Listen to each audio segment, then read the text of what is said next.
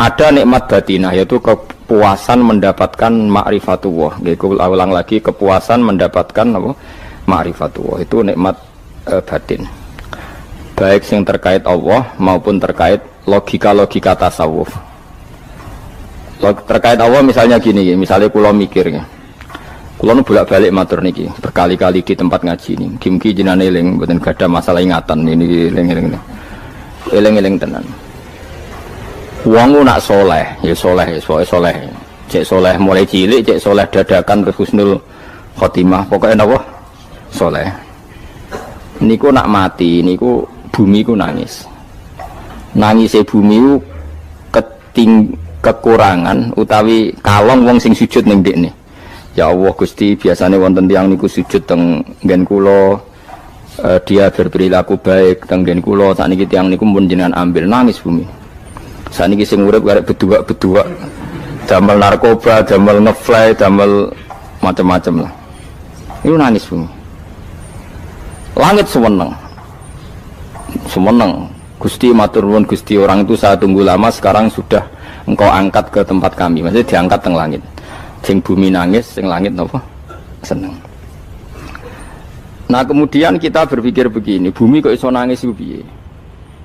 Nah, itu terserah sampean apa termasuk ulama zahir apa termasuk ulama batin. Kalau ulama zahir mengatakan bumi nangis itu mau kinayatun anil husni. Pokoknya pantese bumi itu susah, wong kelangan putra terbaiknya. Tapi nak cara ulama-ulama hakikat yang mengenali sekali betapa kudrohnya Allah, betapa kudrohnya Allah itu tidak terbatas. Itu yang meyakini bumi nangis itu nangis tenan. Misalnya ngaten kalau tak terangno malih ya. Kowe bayangno dadi Nabi Adam, ngrungokno kowe. Kowe bayangno dadi Nabi Adam. Nabi Adam tenan maksudnya. Terus Nabi Adam orang pertama dia tahu betul kalau dia dicipta dari bumi. Dan dia pula tahu betul, beliau tahu kalau dia bisa ngomong, bisa mikir, bisa macam-macam. Terus indukannya beliau itu bumi. Mesti pikiran Nabi Adam, jangan-jangan bumi ini juga bisa berpikir kayak saya. Ini kan materi saya, karena saya dari bumi ini bisa ngomong, bisa melihat macam-macam. Terus bedanya apa manusia mbek napa? Umpama kowe dadi Nabi napa? Adam. Orang yang dekat sekali, qoribu ahdin, dekat sekali dengan kesaksian kudroh Allah. Gini ku dekne roh nak materi ini ke bumi, dan dia orang pertama yang urung lali kamane. Tapi ketika sudah ribuan orang, mungkin jutaan orang lali, seakan-akan bumi itu tidak jenis dari kita. Bumi adalah hal yang berbeda dengan kita. Kita manusia berakal, bumi itu benda mati. Terus kowe katut wong goblok-goblok, bumi itu benda mati. Sajane ya rada kriminal wong Islam muni bumi itu benda mati. Enggak bisa berpikir, yang bisa berpikir hanya manusia. Itu kengawuran-kengawuran yang kita ciptakan sendiri, kita wariskan turun-temurun. Umpama kowe iku dadi ulama, ngomong ngono iku isin. Bumi kok nyekseni kowe sujud, banyu nyekseni mbok pangan, mbok ombe kanggo sujud. Semua itu bersaksi tentang kita. Nggih, lan nek sampean tanglet kula, cara melogika gimana? Begini, tak wari cara gampang-gampangan nggih. Tak warai tauhid sing kasyaf. Tauhid ini yang dawuh Sayyidina Ali lau kusifal khoto umastatu yakinan. Umpama somben tutup-tutup iku dibuka, akulah imanku ora tambah mbek pangeran. Karena tren dunia dan akhirat sama. Zaman ning dunia ya Allah ala kulli saing kodin, kok zaman ning akhirat ya Allah ala kulli saing. Cara Sayyidina Ali, somben aku wis matilah imanku ora tambah, meskipun aku ora swarga neraka. Lah kena napa? Darah padha wae, ning dunia ya pertunjukan kudratullah, ning akhirat ya pertunjukan kudratullah. Jadi pikirannya Sayyidina Ali seperti itu. Saya kan lahir misalnya tahun 1970. Berarti mulai Nabi Adam itu saya kan nggak ada. Ngerti-ngerti ada. Saya mengira waktu zaman tidak ada itu panjang apa cepat? Cepat, karena kita tidak melalui itu. Ujuk-ujuk wujud. Kadang aku mati ya wedi kan. Mau mati jebule kiamat 1 juta tahun kasih opo nang kuburan. Maksud Khalillah itu. Makanya aku ya ora roh, tak tinggal turu sakmono kan yo nglilir. Nang nglilir terus nang ndi terus. Apa mlaku-mlaku nang donya apa piye nak turu ya kok ngani ngoyo turu kok ribuan tahun lintas. Terus ya apa jajal? Sampeyan tak takoki, misale sampeyan ning kuburan iku apa? Apa ngadepi mungkar nakir tukaran terus itu keselen tukaran kok nopo ratusan ribu mungkin. Nah terus kita dilatih. Kata Sayyidina Ali gampang latihan seperti kata Sayyidina Ali apa gampang ya udah menjadi wong alim. Pada akhirnya kita ini aku zaman urip yo ora roh karepe, ngerti-ngerti urip, mati yo ora roh karepe. Pas mati sampean petangin dah yo ora roh karepe, pokoke wa mata syauna illa ya syawwa. Makanya masyhur itu dia ketemu orang ateis. Dia orang ateis itu anti Tuhan, anti Tuhan pokoknya. Dia ditanya, lalu kamu hidup itu karena siapa? Ya enggak tahu hidup. Lalu kamu mati yang menentukan siapa? Ya enggak tahu, kalau tahu mati. Ya berarti Anda enggak bisa menentukan diri kamu sendiri. Akhirnya dia taslim. Ya ada yang menentukan lah, ya ada yang menentukan itu dalam Islam disebut apa? Allah, disebut kalimatu haqqin alaiha nahya wa alaiha namut. Jadi kalau maknani itu kalimat yang benar-benar nyata, yang karena kalimat itu pula kita mendapat kehidupan, yang karena kalimat itu pula kita mati, yang karena kalimat itu pula kita akan bangkit lagi. Itu yang makna hakikat. Tapi kalau makna syariat nggak begitu. Kalau makna syariat begini, dan ini benar juga. Mulanya kena ada di ulama, ciri utama ulama itu jami'ul bayan. Dia kalau menjelaskan itu indah sekali, dan orang pasti taslim. Sama saya tak warai tenan. Sama kan biasa wiridan la ilaha illallah kan biasa, mulai mimpin tahlil sampai kepeksa mergo do tahlil melok, sampai sing darani bid'ah akhirnya ya melok tanggane napa? Tahlil. Soale wal. Kata Ibnul Qayyim Al-Jauziyah dalam kitab Zadul Ma'ad. Kitab Zadul Ma'ad itu kitab kesayangannya Sayyid Abdul Al-Haddad. Sayyid Abdul Al-Haddad itu pengarang kitab Zadul Ma'ad. Padahal kitab ini dikarang oleh muridnya Ibnu Taimiyah. Abdul Al-Haddad itu gak seneng Ibnu Taimiyah tapi seneng muridnya. Jadi di sini ulama ya demokratis. Gak seneng gurunya tapi seneng. Saja nih Ibnu Taimiyah itu orang baik. Ya ulama top ya baik, ya waras top. Tapi ngerti-ngerti Wahabi itu identik dengan Ibnu Taimiyah. Akhirnya ulama ahli sunnah penyebut itu terus izin. Mulane kiai-kiai ra ono sing dalil kala Ibnu Taimiyah mergo dicap Wahabi. Padahal Ibnu Taimiyah wong alim. Di kitab-kitab kita termasuk Sayyid Muhammad piyambak nanya Ibnu Taimiyah kala Syekhul Islam napa kala. Tapi kan ini sudah milik Wahabi sehingga kita ini terus akhirnya gak gelem nyebut. Ya jadi kitab koyo dalil fastabiqul khairat iki apa par iki dadi dalil yo dhewe-dhewe. Wah parah tenan wong-wong. Dulu saya melihat orang enggak kunut itu ya biasa. Mergo saya sebagai wong alim ngerti iku mazhab ya Abu Hanifah. Saiki nek ora kunut Muhammadiyah. Kita ini sebetulnya ahlul ilmi enggak tahu kunut itu mazhabnya siapa kita. Itu mazhabnya Abu Hanifah, yang kunut mazhab Syafi'i. Tapi tahu-tahu iki mazhab NU, iki mazhab Muhammad. Mana ada orang-orang ini bisa punya mazhab? Ngalime sepiro nganti dadi nopo? Mazhab. Tapi wis dadi bahasa, wis dadi nopo? Sewajo kabeh jane. Mas repot-repot. Tak warai iki. Sampeyan ben nglafadzno la ilaha illallah iku keren ya. Keren tenan mboten keren-keren. Ngendikane Ibnu Qayyim Al-Jauziyah itu gini. Min asliha khuliqatil jannah wa min asliha khuliqatin nar. Terus wa min asliha khuliqatid dunya wa min asliha bu'isatir rasul wa min asliha qatalar rasul. Wah, terus sampai sekarang saya tak bedai. Surga itu kan digawe kelas VIP mewah. Terus jari rugane widadari dulu kan nak mini sebut kira 70 wayu kabeh ora ono sing kriting wayu kabeh terus gak tahu delok wong liya kan kadang bojo kita wis elek jek delok oh ya widadari sifatnya maksuratun fil khiyam jadi gak tahu keluyuran ning ndi wayu kabeh lek surga yang semewah itu selek itu ya bagi mereka sing nglafatno atau yang menerima la ilaha illallah. Neraka sekarang dibikin dalam itu.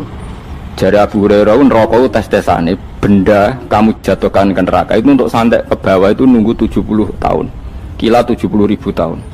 Dikira HP mu mbok ceblokno neraka itu cebloke ngenteni 70 tahun. Betapa dalamnya. Ngentekno bego piro ya bayang misalnya. Oh itu kontraktor mana saja tidak sanggup itu disuruh ngeduk kedalaman neraka. Iku ya mau kanggo wong sing menolak la ilaha illallah. Jadi kalimat ini luar biasa. Swarga digawe bagi yang nerima, neraka digawe ya untuk yang menolak. Itu kalimat sing kena tahlilan turu iku lho. Iku kalimat sing nggo alasan Allah gawe swarga. Terus kalimat sing suwe-suwe sing lafadzno diarani bid'ah iku. Itu kalimat sesakral ini nasibnya akhir zaman itu entek. Gara-gara dilafadzno tahlilan tersangka jadi apa? Beda. Dulu kalimat yang dipuja-puja penyebab surga dan neraka. Saiki kalimat itu tersangka. Mau perkara napa? Beda. Wis ki aja melok-melok, kowe debat ya ora iso makili aku sebarno iso. Kok kowe terusno dalan tok. Dah. Berarti la ilaha illallah itu kalimat yang surga dibikin karena itu, neraka dibikin ya karena itu. Kemudian Allah punya sunnah, lalu butuh pelatihan. Dikasihlah Allah gawe bumi. Piye manusia butuh latihan, dibikinlah bumi. Dan ini latihan ikrar la ilaha illallah dengan sadar, dibikinlah bumi, liyabluwakum terus dites. Wes digawe bumi, ono makanan, ono minuman, ono wong wayah, ono pegatan macam-macam, wong diutang sembulet macam-macam. Gue ngetes, eling la ilaha illallah apa eling utangi, eling la ilaha illallah apa eling kasuse, pokoknya dites. Karena nggak fair kalau Allah bikin itu kemudian nggak dites, dibikinlah darul imtihan. Dunia itu bahasa Arabnya darul imtihan, tempat tes-tesan. Imtihan mana apa? Tes, liyabluwakum, diuji. Wes diuji kita hidup. Artinya kita dihidupkannya pun oleh Allah demi tes-tesan la ilaha, itu disebut kalimatu haqqin alaiha. Nah ya sebenarnya kita hidup pun ini untuk dites. Pada akhirnya la ilaha illallah apa enggak? Paham ya? Wes dites. Allah itu juga secara hukum itu kan nggak fair, dites kok nggak punya pemandu, dibikinlah rusul, diutuslah para rusul untuk pemandu. Tes itu kan butuh seru, mak pemandu tok orang musuhnya kan nggak seru, dibikinlah setan. Saat ini sebagian kita sudah setan tapi ini ben seru. Lo ndak setan kan minal jinnati wana, rumangsamu setan usopo, baik setan minal jinnati. Nah, jadi kena muni auzubillahi minasyaitonir rajim, terjemahannya berlindung Allah dari saya sendiri ya Allah itu. Lu itu kalau ulama dulu biasa auzubillahi min syururi anfusina wa min sayyiati a'malina. Sebenarnya kita berlindung hanya dari setan yang jauh, iblis enggak. Ya setan diri kamu sendiri, min syururi anfusina, dari kejelekan diri kita. Ngomongnya do wujud, soalnya setan tuh makhluk gaib sing piye. Lah kowe iku sapa? Nganti kowe maksiat terus mergo akrab klop roh mbek setan klop mulai terus maksiat. Dah Allah ngutus pemandu yang ngecul setan ben fair. Napa? Fair. Jadi semua darul ibtila ini juga demi kalimat. Nah, makanya disebut kalimatu haqqin sing alaiha nahya.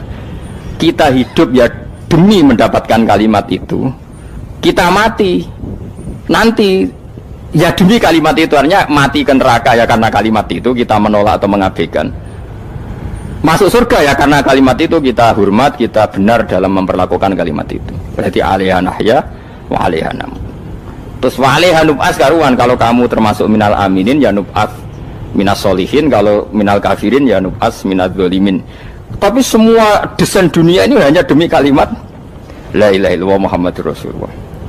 Nah ini kan penting. Bagaimana mungkin kemudian kalimat sesakral ini, sehebat ini, kemudian ada orang tahlil kamu tidur? Kok iso? Kalau janggal kok iso wong turu? Misalnya kayak mangkel, kalau mangkel sing mimpin Gus, wira barbar. Bagaimana mungkin kalimat yang menyelamatkan Anda kemudian Anda anggap problem? Elek gak?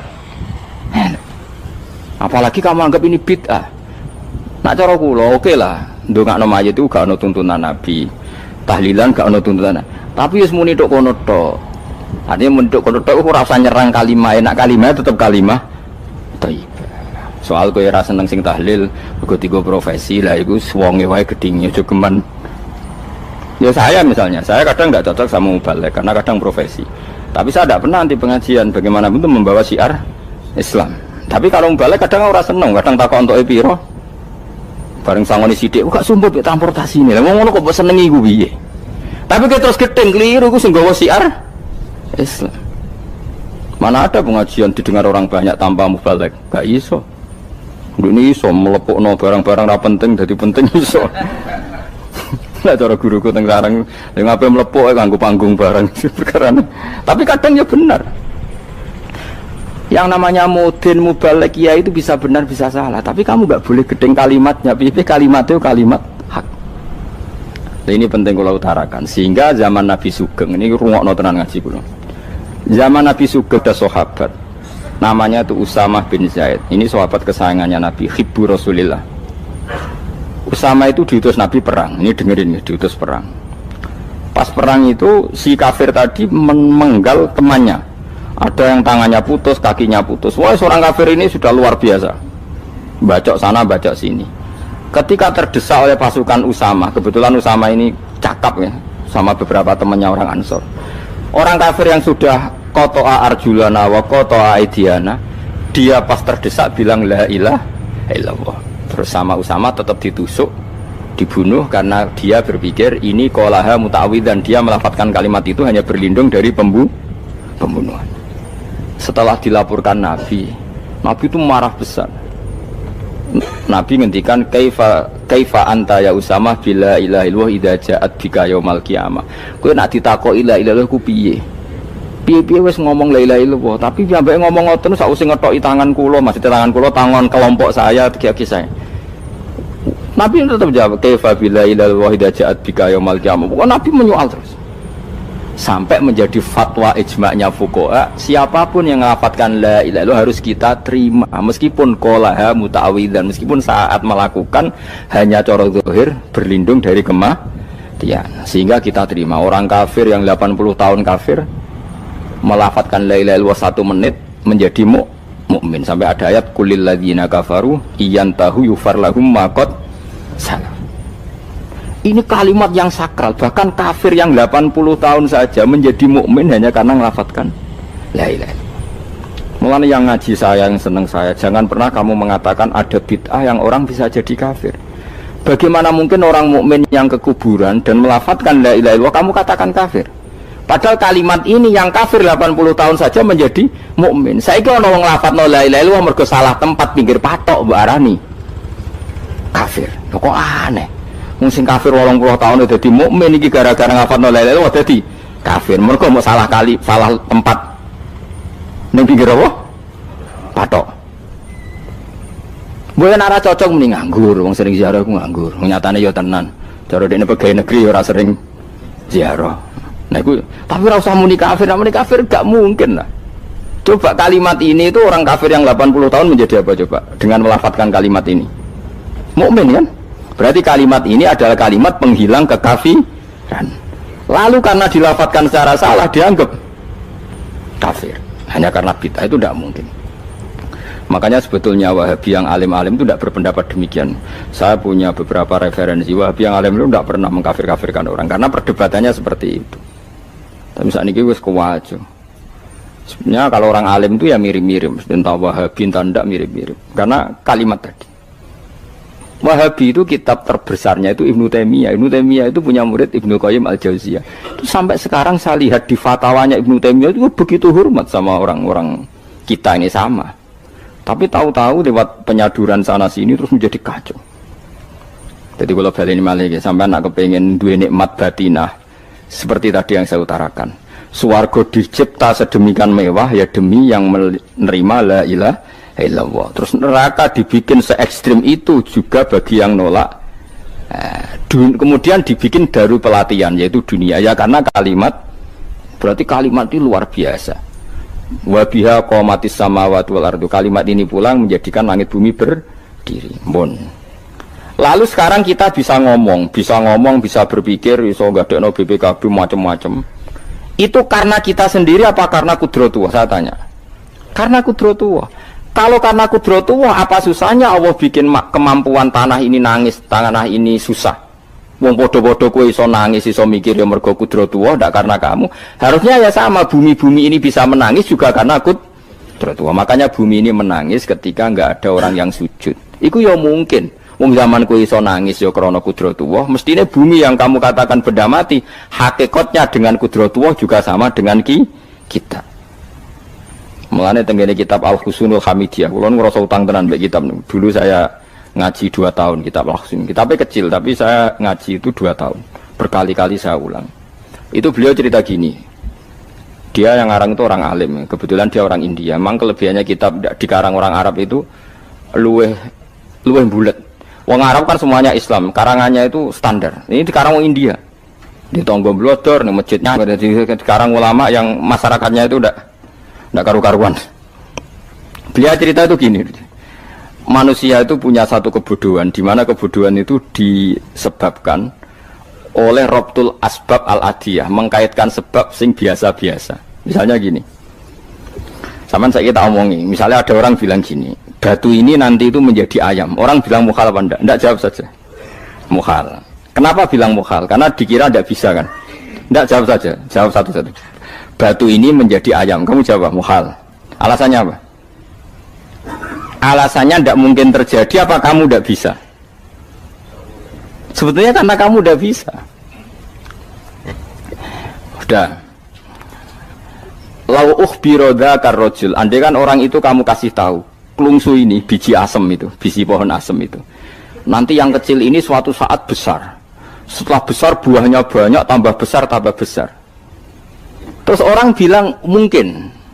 Ketika bilang mungkin itu karena dia bisa, apa hanya karena menyaksikan berkali-kali ada kejadian nak klungsu ditandur, iku iso dadi gede. Coba sama jawab. Karena dia bisa, apa karena hanya menyaksikan itu sering terjadi? Hanya menyaksikan. Artinya zaman dia mengatakan mungkin, itu pun tidak memberi kontribusi ikut buat. Iya enggak? Tetap bergantung kudrahnya Allah. Dia hanya bilang mungkin karena sering melihat. Sebenarnya dia enggak sama sekali memberi kontribusi. Lha darani mungkin ya ora urun. Paham ya? Lalu kenapa dia kecangkeman terus muni wong wis mati dadi lemah gak mungkin dadi manusa meneh. Lho zaman dadi manusa sing wis ngene iki kok mani dene lara melok gawe. Terus muni mungkin mergo sering terjadi, sering roh, sering bersaksi. Berarti sebetulnya manusia itu pakai ukuran dia mampu tidak mampu apa pakai ukuran bersaksi melihat? Bersaksi. Nah, ini kan problem kita sebagai manusia itu problem. Makanya disebut wa kanal insanu zaluman jahula, wis goblok aja-aja. Mergo manusia itu nak wis goblok aja-aja. Makanya saya kemarin diminta ngisi di pondok kajen. Kalau sampeyan berdebat sama orang ateis atau orang komunis itu gampang saja. Dilatih begini seperti teorinya Quran. Ya nanti saya teruskan, ini tak ulang lagi ya. Saya ulang lagi ya. Andai kan nggak pernah terjadi telur itu jadi ayam, nggak pernah terjadi sama sekali. Telur itu jadi ayam. Terus kamu mengasih tahu orang tadi, telur ini loh nanti jadi hewan yang hidup terus terbang. Mesti dia bilang mukhal, mau benda mati kok nanti jadi benda hidup yang terbang ngalor ngidul. Berhubung sering terjadi dan dia pun tidak ikut bikin, bilang mungkin. Paham ya? Saya ulang lagi ya. Berarti dia bilang mungkin karena sering apa? Terjadi dan dia lihat. Andai kan pertama kali gak ada telur sama sekali yang jadi ayam, terus pengalaman pertama di dunia belum pernah terjadi. Kamu kasih tahu telur ini nanti jadi ayam terus terbang. Orang ini bilang mukhal enggak? Mukhal. Berhubung sering terjadi bilang enggak? Nah berarti kita nanti bangkit dari kubur gampang saja bagi Allah. Cuma belum pernah terjadi kamu mengatakan mukhal. Nah makanya otak kita harus dibenahi. Makanya jogeman percaya ambek yang pernah kita lihat, yang sering kita lihat. Percayalah dengan akal, tapi akal waras deh. Karena waras itu serepot tatanannya wangil. Makanya Islam itu melatih. Kul falillahil hujjatul balighah. Misalnya begini ya, dulu kalau Gerwani atau PKI atau siapa sajalah, itu kalau melatih anak-anak TK, makanya seorang ulama harus punya kecakapan penjelasan ibanatul ahkam. Itu anak-anak kecil dilatih. Anak-anak kamu terpejam, mintalah manisan sama Allah. Ya Allah saya minta manisan, saya minta permen. Terus disuruh buka, dapat enggak anak-anak? Enggak dapat Bu. Wah berarti Allah enggak ada. Sekarang minta sama Bu Guru. Bu Guru kami minta permen dikasih. Berarti yang ada Bu Guru bukan Tuhan gitu. Akhirnya jadi gerakan ateisme. Nah sebetulnya untuk melawan gerakan itu kita harus melatih begini misalnya gini. Saya itu pernah ketemu sama orang yang berpikiran komunis. Oh komunis juga. Dia nantang saya gini, Pak Bah, pokoknya saya tidak bisa nerima konsep Tuhan. Sebelum Anda bisa menjelaskan kenapa ada Tuhan. Jadi, bocah kok elek ini. Nah, aku ngerti aja, sak cerdas ini tetap cerdas aku yakin tetap cerdas aku.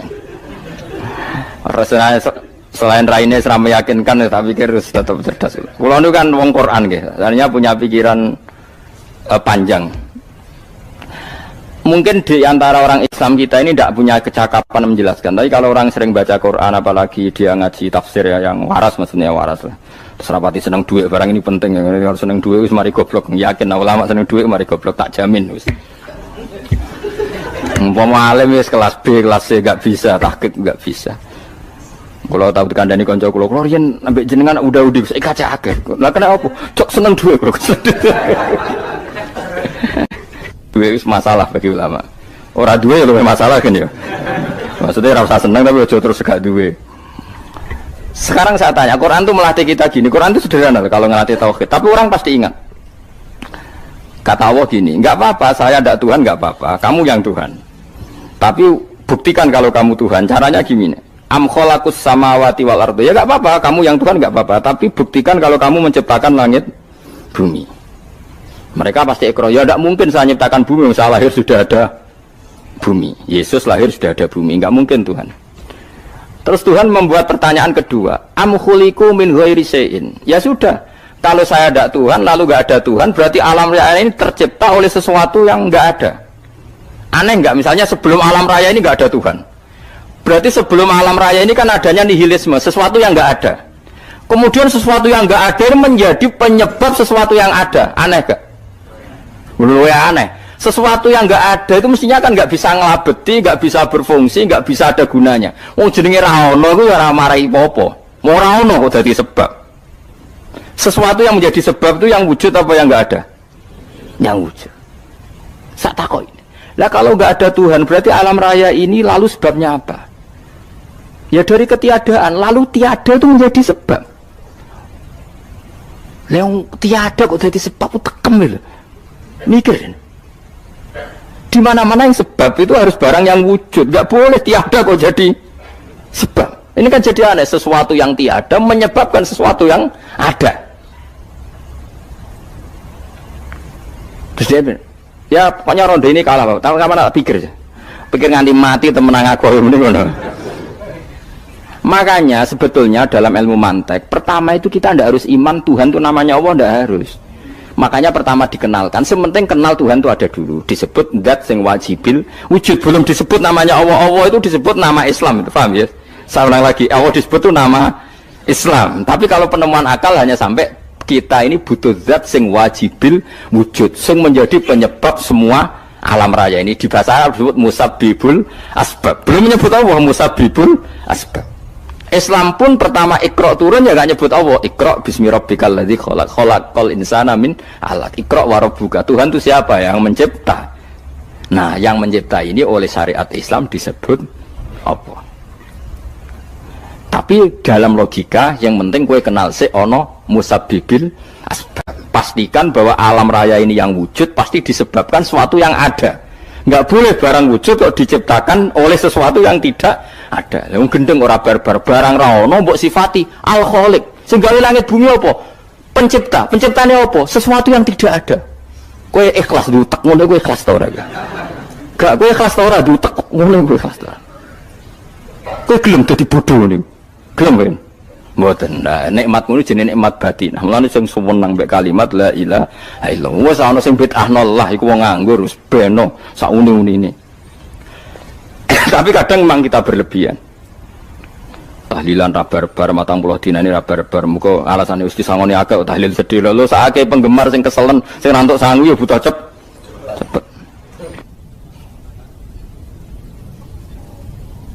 Lane cara kula niki penting kula utara nggih. Kowe nek ora cocok tahlilan 40 dina wis ngomong ae kira cocok model harinya. Tapi ki aja menolak kalimat la ilaha illallah iku disifati Kanjeng Nabi kalimat thayyibat. Wong Nabi nyifati thayyibah, kalimat yang suci kok nyifati bid. Tak soal kira cocok wong sebut. Misalnya kamu bilang saja wong mati wis sangu amale lha apa didongakno barang. Nek kowe pengen ndonga ora usah ndonga. Wis ora usah biasa wae. Kula lah mbok dongakno ya ora seneng. Gak meyakinkan. Karo dene mlebu swarga butuh dongamu ora ono swarga fadhole pangeran apa mbok dongano barang. Nah tapi kowe donga aku ya seneng. Senenge ya semau lah timbang nyanyi-nyanyi rame-rame sadok donga. Mbok mandi mbok ora pokoke donga. Saya ulang lagi ya. Makanya Quran itu melatih logika sampai seperti itu. Am khalaqus samawati wal ard bal la yuqinun sampai terus diulang-ulang. Am khuliqu min ghairi syai'in. Kalau mereka merasa Tuhan nggak apa-apa, tapi buktikan mereka ini wujud sendiri tanpa sebab. Atau begini, kalau mereka tidak tahu sebab pencipta langit bumi, mereka sendiri suruh yakin kalau mereka adalah penciptanya. Amhumul khaliqun, nggak apa-apa. Ya tapi masih Abu Jahal gendeng lah, masih Abu Lahab ngawur lah, nak takoki, ya wes pangeran kowe ke sing gawe langit bumi. Penggemarnya saja pasti tertawa. Masa Abu Lahab darani pencipta langit bumi, wong lahir ning bumi. Tapi Quran oleh nggo jawab, am khalaqus samawati wal ardo. Apakah mereka menciptakan langit bumi? Bala yuqinun, mereka pun tidak pernah yakin. Jadi itu pangeran. Makanya di mana-mana orang alim itu suka debat. Karena pangeran sendiri kalau menjelaskan kebenaran seringnya juga nantang debat. Kata Allah, Qul ara'aytum ma tad'una min dunillah aruni madza khalaqu minal ardi am lahum syirkun fis samawat. Enggak apa-apa mereka Tuhan kata Allah, tapi buktikan zaman langit diciptakan mereka memberi kontribusi apa? Apa urun bego, apa urun cagak, apa piye lah pas aku gawe langit iku dekne urun apa jare am lahum syirkun fis samawat. Misale urun apa lah? Urun tol ta urun apa lah. Itu pangeran. Mereka kan pasti menjawab enggak. Terus itu nih bi kita biming qobliyada. Kalau kamu nggak percaya Quran sebagai kitab, nggak apa-apa. Tapi buktikan kamu punya kitab tandingan. Nggak, mereka nggak punya juga. Atau gini, nggak usah Quran, nggak usah sakralan. Au atharotim min ilmin, atau kajian ilmiah yang membuktikan bahwa Yesus itu Tuhan, atau yang membuktikan bahwa berhala itu Tuhan. In kuntum shodiqin, nggak apa-apa. Kalau kamu benar buktikan. Nah itu makanya semua nabi itu punya kecerdasan. Karena tadi nabi kadung nantang itu nih bi kita biming qobliyada. Au atharotim min ilmin in kuntum shodiqin.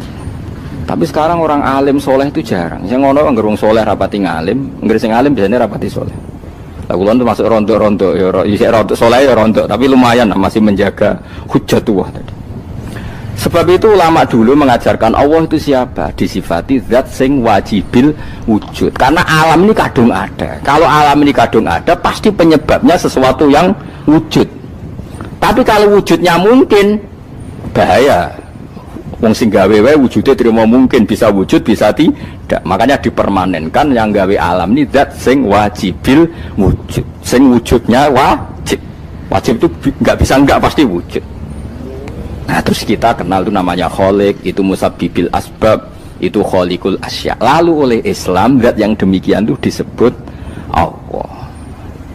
Terus jadi la ilaha illallah. Nah, orang yang bertauhid gini tentu punya kenikmatan batin yang luar biasa. Sehingga saya bayangkan nanti mati yang ngono biasa wae kan. Gusti zaman kula teng donya ora melok ngatur oksigen, ngatur nyawa, apa mati ndak ra ngoten. Mulane jare Siti Ali, jenengan jenengan nak mati tambah pinter apa biasa? Ya biasa wae.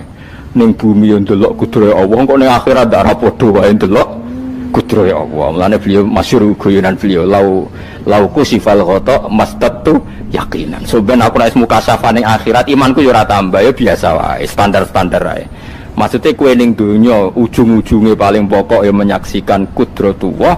Sebenarnya akhirat ujung-ujungnya paling pokok ya delok kudratullah. Ning dunya saiki Allah ya matlubi sing kita cari. Sebenarnya akhirat ya Allah matlubi. Paham ya? Artinya hukum dunia dan akhirat itu sama. Kita di dunia golek ridhanya Allah, ning akhirat ya golek napa? Ridhanya Allah. Lah soal kecil itu, tapi ning akhirat masalah Gus pun rokok masalah, diutang ditagih yo.